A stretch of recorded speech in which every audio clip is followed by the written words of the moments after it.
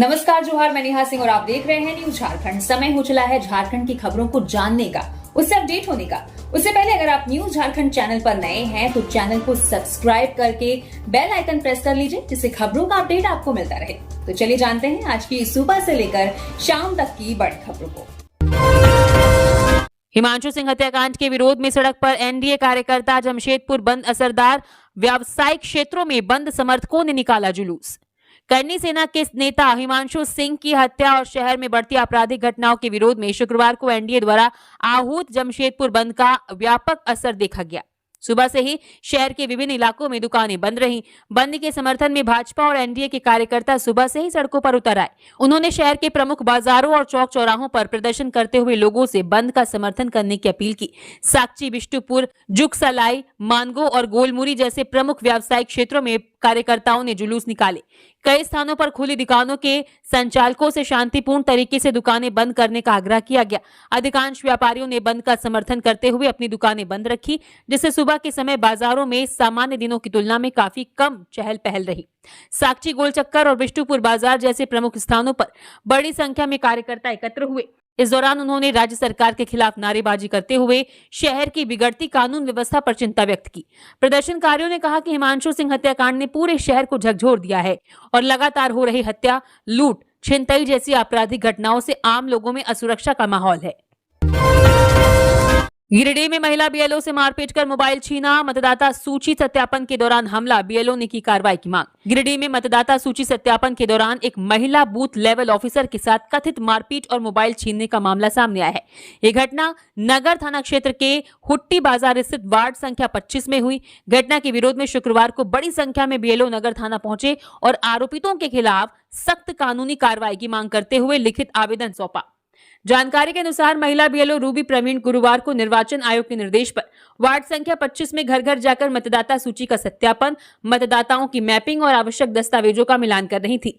इसी दौरान कुछ लोगों ने उनके कार्य का विरोध किया। रूबी प्रवीण ने आरोप लगाया है कि मोहम्मद फयाज, मोहम्मद अजाज और मोहम्मद इजाज ने उनके साथ गाली गलौज की, मारपीट की और सरकारी कार्य में बाधा पहुंचाई। उन्होंने ये भी आरोप लगाया है कि आरोपितों ने उनका मोबाइल फोन छीन लिया। इस घटना के बाद जिले के कई बीएलओ एकजुट होकर शुक्रवार को नगर थाना पहुंचे। उन्होंने पुलिस अधिकारियों को लिखित आवेदन सौंपते हुए दोषियों के विरुद्ध कड़ी कानूनी कार्रवाई की मांग की। पलामू में पड़ोसी ने की नवजात की हत्या, नशे में धुत युवक ने धारदार हथियार से दंपत्ति पर किया हमला, आरोपी पुलिस हिरासत से फरार। झारखंड के पलामू जिले के हैदरनगर थाना क्षेत्र के बिंदु बिगहा गांव में गुरुवार की देर रात एक दिल दहला देने वाली घटना घटी। शराब के नशे में धुत चितरंजन पासवान नाम का व्यक्ति अपने पड़ोसी दीपक पासवान के घर के बाहर बैठा था। जब दीपक ने उसे अपने घर जाने की सलाह दी तो चितरंजन गुस्से में आ गया और अपने घर से धारदार हथियार ले आया। उसने दीपक, उनकी पत्नी रीता देवी और उनकी गोद में खेल रहे 3 महीने के मासूम बच्चे पर अंधाधुंध हमला कर दिया। इस हमले में तीनों बुरी तरह लहूलुहान हो गए। ग्रामीणों ने तुरंत सभी को अस्पताल पहुंचाया, जहां डॉक्टरों ने 3 महीने के बच्चे को मृत घोषित कर दिया। वहीं गंभीर रूप से घायल माता पिता को बेहतर इलाज के लिए रांची रेफर किया गया है, जहां पिता की हालत नाजुक बनी हुई है। घटना की सूचना मिलते ही पुलिस मौके पर पहुंची और ग्रामीणों की मदद से आरोपी चितरंजन को पकड़ लिया। हालांकि वो रात में ही पुलिस हिरासत से फरार हो गया, जिसकी तलाश की जा रही है। वित्त मंत्री ने सारे वाहन और सुरक्षा गार्डों को लौटाया, बगैर बॉडीगार्ड के चलने लगे। वित्त मंत्री राधाकृष्ण किशोर ने अपनी सुरक्षा में तैनात सभी 16 कमांडो, 3 पुलिस अधिकारियों और उनके लिए मिली 3 बोलेरो गाड़ियों को वापस कर दिया है। अब वे बिना किसी बॉडीगार्ड के ही आ जा रहे हैं। दरअसल उन्होंने 2 महीने पहले डीजीपी से सुरक्षा गार्डों के चलने के लिए एक गाड़ी मांगी थी, लेकिन पुलिस मुख्यालय ने कोई नया वाहन देने के बजाय उनके पास मौजूद 3 गाड़ियों में से भी एक गाड़ी वापस मांगी। इस बात से नाराज होकर वित्त मंत्री ने 28 जून को डीजीपी को चिट्ठी लिखी और अपनी पूरी सुरक्षा और गाड़ियां लौटा दी। गाड़ियां तो वित्त विभाग को सौंप दी गई, लेकिन सुरक्षा गार्ड अभी भी डीजीपी के अगले आदेश के इंतजार में वित्त मंत्री के घर पर ही रुके हुए हैं। वे मंत्री जी के साथ कहीं आ जा नहीं रहे हैं। इस तरह डीजीपी ऑफिस से सही तालमेल न बैठ पाने और गाड़ी कम किए जाने के फैसले के विरोध में वित्त मंत्री ने ये कदम उठाया है और अब वे आम जनता की तरह बिना किसी तामझाम के सफर कर रहे हैं। झारखंड में मॉनसून एक्टिव, पूरे प्रदेश में बारिश का अलर्ट, कई जिलों में हैवी रेन की चेतावनी। 8 जुलाई तक ऐसा ही रहेगा मौसम। झारखंड में मानसून पूरी तरह सक्रिय है और मौसम विभाग ने पूरे राज्य में बारिश को लेकर अलर्ट जारी किया है। 40 से 50 किलोमीटर प्रति घंटे की रफ्तार से तेज हवा चलने, आकाशीय बिजली गिरने और कई इलाकों में भारी बारिश की चेतावनी दी है। शनिवार को पूर्वी सिंहभूम, पश्चिमी सिंहभूम, सरायकेला खरसावां, सिमडेगा, गुमला और खूंटी में, जबकि अगले दिनों में लातेहार, लोहरदगा, गुमला, सिमडेगा और पश्चिमी सिंहभूम में भारी बारिश की संभावना है। बंगाल की खाड़ी में बने निम्न दबाव के कारण 8 जुलाई तक राज्य में तेज बारिश का दौर जारी रहने की उम्मीद है। वहीं आज झारखंड के कई जिलों में सुबह से बादल छाए हुए हैं, साथ ही कई जिलों में बारिश भी हुई है। वहीं झारखंड में लगातार बारिश से तापमान में गिरावट आएगी और लोगों को गर्मी व उमस से राहत मिलेगी। हालांकि बीच बीच में बारिश का ब्रेक भी देखने को मिल सकता है। मौसम विभाग का कहना है कि जुलाई के पहले 10 दिनों में अच्छी बारिश होगी, लेकिन बाद में अल नीनो के प्रभाव से वर्षा कमजोर पड़ सकती है। किसानों को सलाह दी गई है कि निचले खेतों में पहले धान की रोपाई करें, जबकि ऊंचे खेतों में दलहन और तिलहन की खेती को प्राथमिकता दें, ताकि मौसम के बदलते हालात में नुकसान कम हो सके। रांची ऑटो चालक यूनियन संघ का कई मांगों को लेकर 6 जुलाई को प्रदर्शन। ऑटो चालकों ने अपनी मांग को लेकर 6 जुलाई को लोक भवन के समक्ष प्रदर्शन करने की चेतावनी दी है। रातू रोड ऑटो स्टैंड स्थित महावीर मंदिर परिसर में हुई बैठक में ये निर्णय लिया गया है। इस मौके पर ऑटो चालक संघ के लोगों ने कहा कि ट्रैफिक पुलिस द्वारा चलती ऑटो का चालान काटते हैं। नगर निगम क्षेत्र में कथित अवैध वसूली, नए सीएनजी ऑटो परमिट और ई रिक्शा, ई पास समेत कई मुद्दों को लेकर घेराव का ऐलान किया गया है। इसके साथ ही लोक भवन के समक्ष धरना प्रदर्शन किए जाएंगे। प्रदर्शन के बाद उपायुक्त को ज्ञापन सौंपकर समस्याओं के समाधान की मांग की जाएगी। जेपीएससी ने संयुक्त असैनिक सेवा प्रारंभिक परीक्षा का परिणाम किया जारी।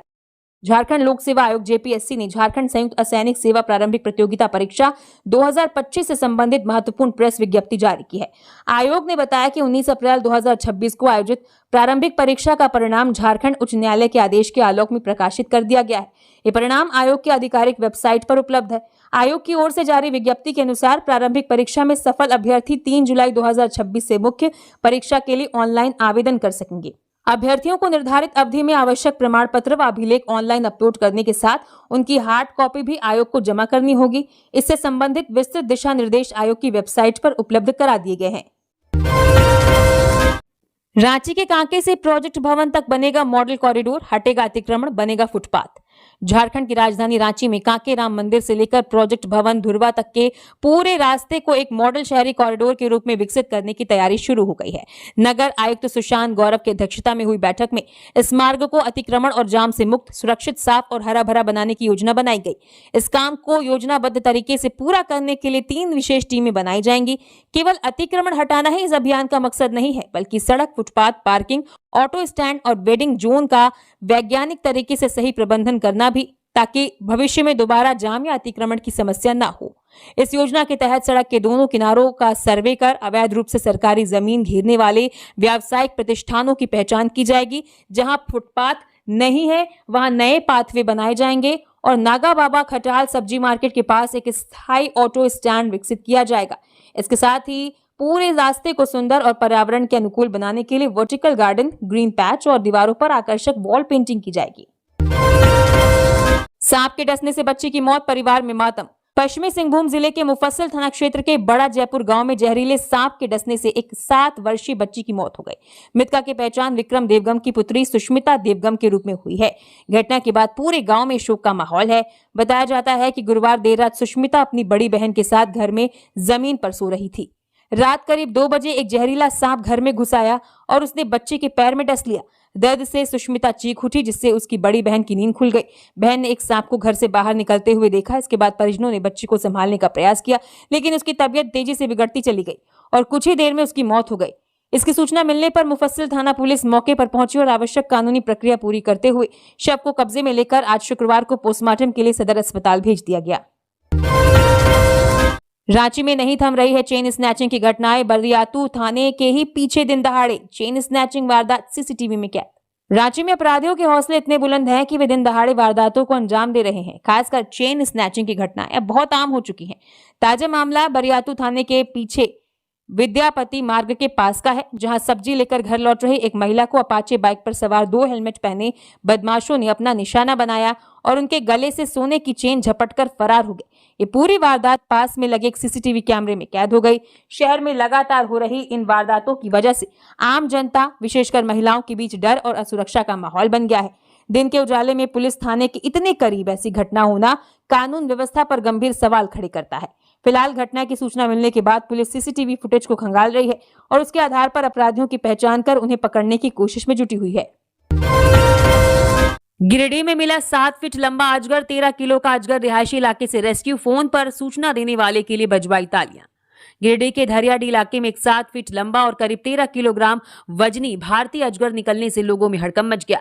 आवासीय क्षेत्र की झाड़ियों में इतने बड़े अजगर को देखकर स्थानीय लोग अपने बच्चों और पालतू जानवरों की सुरक्षा को लेकर डर गए और तुरंत इसकी सूचना सर्प मित्र रॉकी नवल को दी। रॉकी नवल ने अपनी टीम के साथ मौके पर पहुंचकर सूझबूझ से अजगर का सुरक्षित रेस्क्यू किया।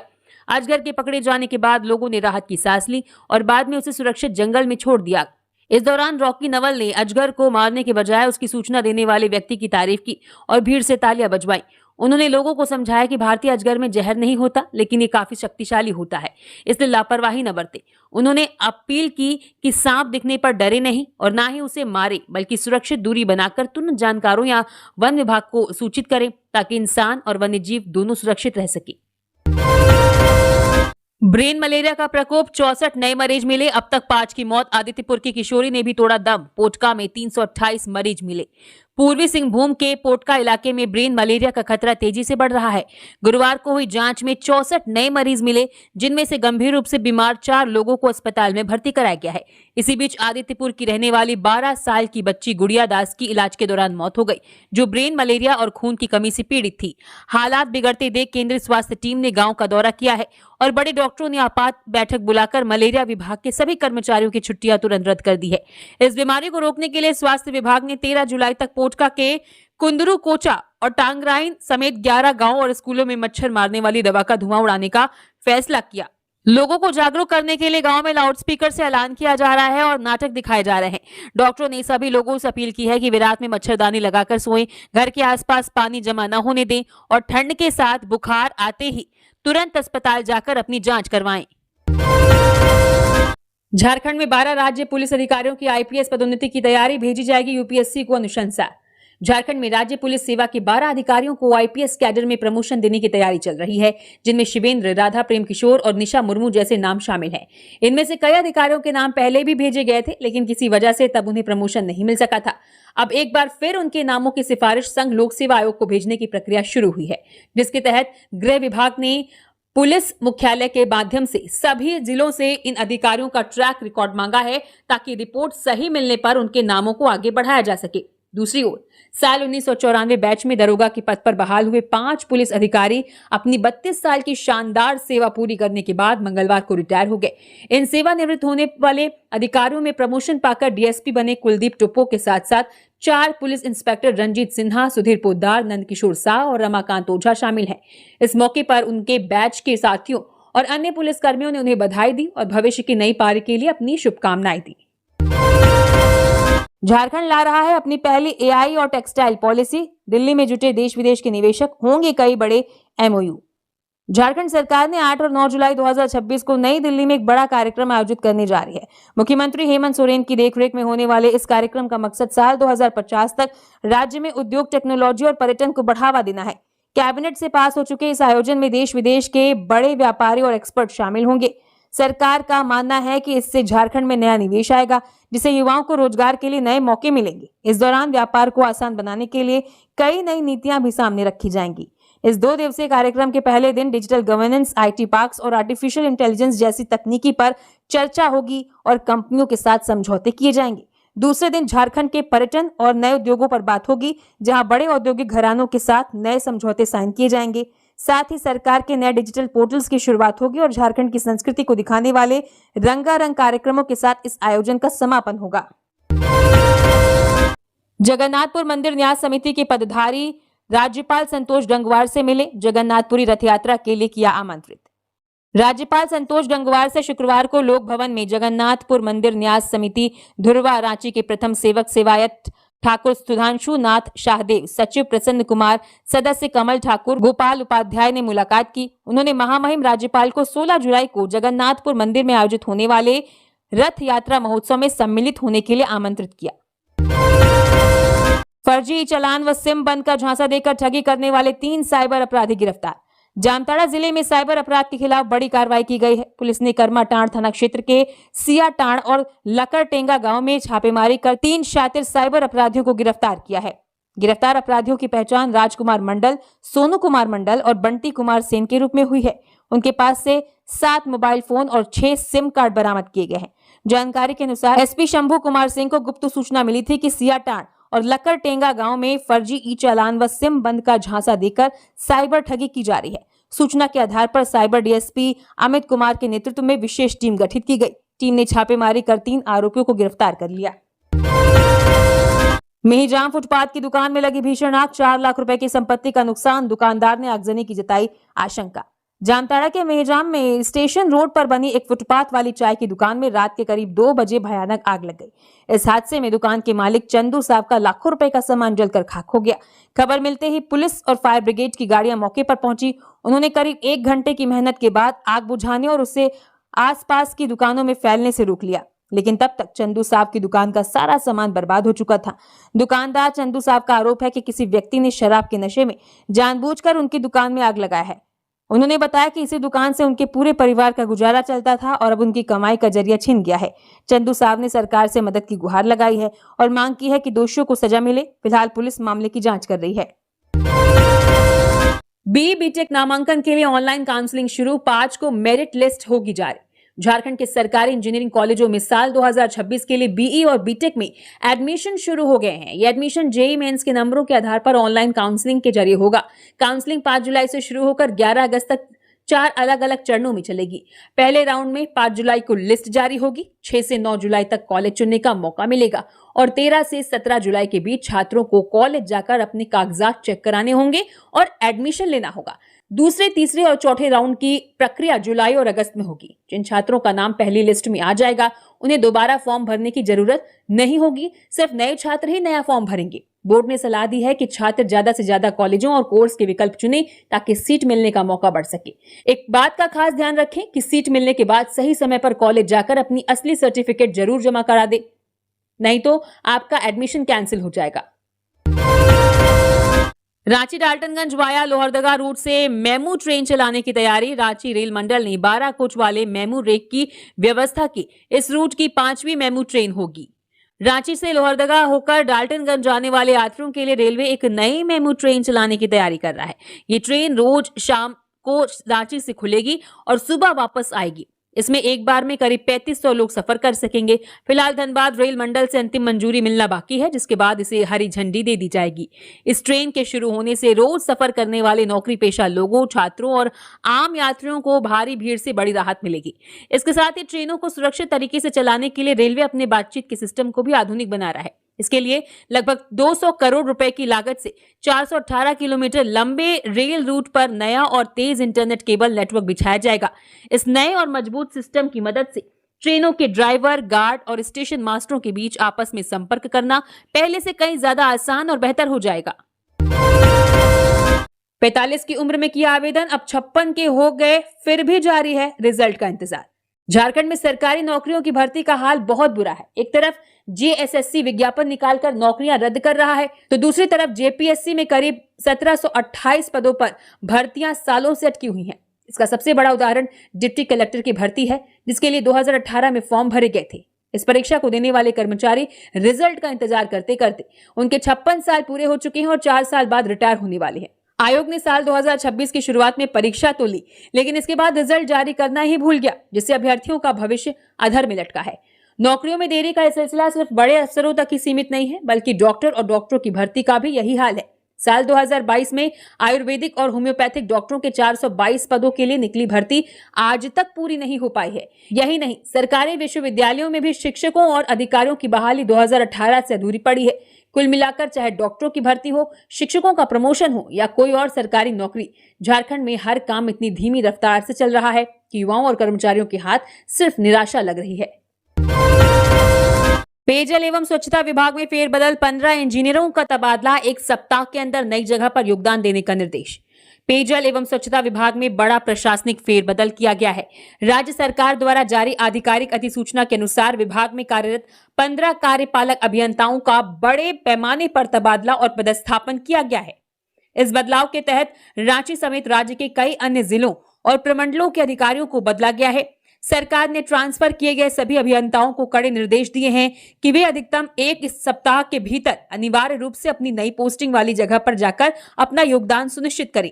इस प्रशासनिक फेरबदल का मुख्य उद्देश्य सरकारी योजनाओं और कामकाज में तेजी लाना तथा व्यवस्था को अधिक प्रभावी बनाना है। विभाग द्वारा साफ किया गया है कि जो भी प्रभारी अभियंता ट्रांसफर किए गए हैं वे अपने वर्तमान वेतनमान पर ही नई जगहों पर कार्य करेंगे। मीडिया रिपोर्ट्स के मुताबिक यदि कोई अधिकारी तय समय सीमा के भीतर नई जगह पर अपनी सेवा शुरू नहीं करता तो उसके खिलाफ नियमानुसार अनुशासनात्मक कार्रवाई भी की जा सकती है। एचईसी कर्मियों को 7 जुलाई तक मिलेगा वेतन, पीएफ लेजर भी जल्द। हटिया मजदूर यूनियन और हटिया मजदूर लोक मंच की संयुक्त आम सभा गुरुवार को एचईसी मुख्यालय के समक्ष हुई। अध्यक्षता राम कुमार नायक ने की। वहीं हरेंद्र प्रसाद यादव ने मजदूरों मांग पत्र पढ़कर सुनाया। जान मोहम्मद ने कहा कि सभी कर्मी मान्यता प्राप्त यूनियन के साथ एकजुट होंगे तो मांगों की पूर्ति जल्द होगी। मान्यता प्राप्त यूनियन कर्मियों के काटे गए अधिकारियों के लिए संघर्ष करेगी और प्रबंधन के साथ वार्ता भी करेगी। सीटू के अध्यक्ष भवन सिंह ने कहा कि 7 जुलाई तक वेतन का भुगतान हर हाल में होगा। पीएफ लेजर भी जल्द मुहैया कराया जाएगा। उन्होंने कहा कि कर्मियों की समस्या बहुत है, निदान उत्पादन बढ़ाना है और एकता से ही सब कुछ होगा। उन्होंने कहा कि स्थायी और सप्लाई कर्मियों की मांगों से प्रबंधन को अवगत कराया गया है। इसमें 10 वर्षों से अधिक सेवा दे चुके कामगारों को स्थायीकरण करने, समान काम का समान वेतन देने, 2026 अप्रैल से केंद्रीय न्यूनतम मजदूरी का भुगतान वेज कोड के अनुसार देने, पूर्व की भांति 26 दिन काम और 30 दिन की मजदूरी का भुगतान करने की पद्धति को पूर्ण रूप से लागू करने व पीएफ लेजर और वेतन पर्ची अद्यतन कर देने की मांग शामिल है। संपत्ति विवाद में पति पत्नी को जिंदा जलाने का प्रयास, पीड़ित का रिश्तेदार निकला आरोपी। रांची के पुंदाग इलाके में संपत्ति विवाद को लेकर पति पत्नी को जिंदा जलाने की कोशिश का सनसनीखेज मामला सामने आया है। बुधवार देर रात सलीम अंसारी और उनकी पत्नी इशरत घर में सो रहे थे, तभी आरोपियों ने वेंटिलेटर से पेट्रोल छिड़ककर आग लगा दी। आग के लपटों में गिरने पर दोनों ने शोर मचाया, जिसके बाद पड़ोसियों ने उन्हें बाहर निकालकर अस्पताल पहुंचाया। घटना में दोनों झुलस गए और उनका इलाज देवकमल अस्पताल में चल रहा है। पुलिस के अनुसार मामला संपत्ति विवाद से जुड़ा है। सलीम अंसारी के बयान पर एफआईआर दर्ज कर एक आरोपी जो पीड़ित का रिश्तेदार है गिरफ्तार कर लिया गया है। पुलिस सीसीटीवी फुटेज की जांच कर रही है। डॉक्टरों ने बताया कि दोनों के हाथ झुलसे हैं, हालांकि अब उनकी हालत खतरे से बाहर है। पुलिस का कहना है कि मामले में अन्य आरोपियों की भूमिका की भी जांच की जा रही है और सभी पहलुओं पर साक्ष्य जुटाए जा रहे हैं। जांच पूरी होने के बाद दोषियों के खिलाफ सख्त कानूनी कार्रवाई की जाएगी। बंद घर का ताला तोड़ 7 लाख के सोने चांदी के जेवरात की चोरी। राजधानी के रातू थाना क्षेत्र के सुंडील बसाई टोली में एक बंद घर का ताला तोड़कर करीब 7 लाख रुपए के सोने चांदी के जेवरात चोरी हो गए हैं। पीड़िता आकृति कुमारी अपने परिवार के साथ छत्तीसगढ़ में एक शादी समारोह में गई हुई थी। इस दौरान चोरों ने सोने घर को निशाना बनाया। सुबह जब पड़ोसियों ने ताला टूटा हुआ देखा तो उन्होंने फोन पर इसकी जानकारी दी। घर लौटने पर पीड़िता ने देखा कि मुख्य दरवाजे का ताला टूटा हुआ था और अंदर सारा सामान बिखरा पड़ा था। जांच करने पर पता चला कि चोर घर से 20 ग्राम सोने की चेन, 10 ग्राम का झुमका, मंगलसूत्र, अंगूठी, कमरधनी, पायल और बिछिया समेत कई कीमती गहने समेट ले गए हैं। पीड़िता की शिकायत पर रातू थाना पुलिस ने अज्ञात चोरों के खिलाफ केस दर्ज कर लिया है। पुलिस अब चोरों का सुराग लगाने के लिए आसपास लगे सीसीटीवी कैमरों के फुटेज खंगाल रही है और मामले की जांच में जुट गई है। जामताड़ा मेहजाम में रेलवे ट्रैक के किनारे मिला युवक का शव। हावड़ा नई दिल्ली मुख्य रेल मार्ग पर चितरंजन और जामताड़ा रेलवे स्टेशन के बीच आज शुक्रवार सुबह करीब 30 वर्षीय अज्ञात युवक का शव मिलने से हड़कंप मच गया। रोज की तरह पटरियों की जांच कर रहे ट्रैकमैन ने ट्रैक के किनारे शव को देखा और तुरंत इसकी सूचना पुलिस को दी। खबर मिलते ही मेहजाम थाना पुलिस और आरपीएफ की टीम मौके पर पहुंची और कानूनी कार्रवाई पूरी कर शव को पोस्टमार्टम के लिए जामताड़ा सदर अस्पताल भेज दिया। शुरुआती जांच के आधार पर पुलिस को शक है कि युवक की मौत किसी अज्ञात ट्रेन की चपेट में आने से हुई है। हालांकि मामले की जांच सभी एंगल से की जा रही है। फिलहाल मृतक की पहचान नहीं हो पाई है। मेहजाम पुलिस और आरपीएफ की टीम आसपास के गांवों और थानों से संपर्क कर पहचान जुटाने की कोशिश कर रही है। साथ ही पुलिस ने आम लोगों से भी अपील की है कि यदि उनके पास इस युवक के बारे में कोई जानकारी हो तो तुरंत सूचित करें। राजद के पूर्व एमएलसी सुबोध कुमार और 2 कर्मी गिरफ्तार। आटा चक्की में मजदूर से शराब कारोबार का बना बड़ा चेहरा, लाइसेंस होगा रद्द। रांची के ओरमांझी स्थित तरंगिनी लिकर प्राइवेट लिमिटेड के शराब बॉटलिंग प्लांट का लाइसेंस रद्द करने की प्रक्रिया शुरू हो गई है। सहायक उत्पाद आयोग के नेतृत्व में हुई छापेमारी में फैक्ट्री परिसर से 303 पेटी नकली विदेशी शराब और 70 लीटर बियर जब्त की गई थी। इस मामले में फैक्ट्री के मालिक और राष्ट्रीय जनता दल के पूर्व एमएलसी सुबोध कुमार उर्फ सुबोध राय के साथ उनके 2 कर्मचारी रविकांत राय और देवेंद्र भगत को गिरफ्तार किया गया था। कोर्ट में पेशी के बाद तीनों को न्यायिक हिरासत में जेल भेज दिया गया। बरामद शराब में आफ्टर डार्क, 8 PM और रॉयल मेंशन जैसे ब्रांड शामिल है। कार्रवाई के बाद सहायक उत्पाद आयुक्त उमाशंकर सिंह ने रांची उपायुक्त और उत्पाद विभाग को प्लांट का लाइसेंस रद्द करने की अनुशंसा करते हुए पत्र भेजा है। विभाग का कहना है कि जांच में फैक्ट्री के खिलाफ पर्याप्त साक्ष्य मिले हैं। फिलहाल उत्पाद विभाग ने पूरे प्लांट को सील कर दिया है। मेदिनीनगर में रेड़मा काली मंदिर के पास मिला युवक का शव, जांच में जुटी पुलिस। पलामू के मेदिनीनगर शहर थाना क्षेत्र के रेड़मा स्थित काली मंदिर के समीप गुरुवार शाम एक युवक का शव मिला। सूचना मिलते ही आसपास के लोग बड़ी संख्या में मौके पर जुट गए। 112 डायल पर सूचना मिलने पर पुलिस भी घटनास्थल पर पहुंची और मामले की जांच शुरू की। शहर थाना प्रभारी ज्योतिलाल रजवार ने शव को MMCH भेजा। मृत युवक के परिजन घटनास्थल पर पहुंचे। युवक की पहचान रंजन माली पिता गल्लू माली के तौर पर हुई है। मौत कैसे हुई इसका कारण फिलहाल स्पष्ट नहीं हो सका है। स्थानीय लोगों के मुताबिक मृत युवक नशे का आदी लगता है। हालांकि इसकी आधिकारिक पुष्टि नहीं हुई है। पुलिस भी निष्कर्ष पर पहुंचने की जगह युवक के मौत की सही वजह तलाशने में जुटी है। विभिन्न एंगल से मामले की छानबीन की जा रही है। गौरतलब है कि पोस्टमार्टम रिपोर्ट से ही मौत की वजह स्पष्ट होगी। इसी तरह और भी खबरों से अपडेट रहने के लिए न्यूज झारखंड चैनल को सब्सक्राइब करें। धन्यवाद।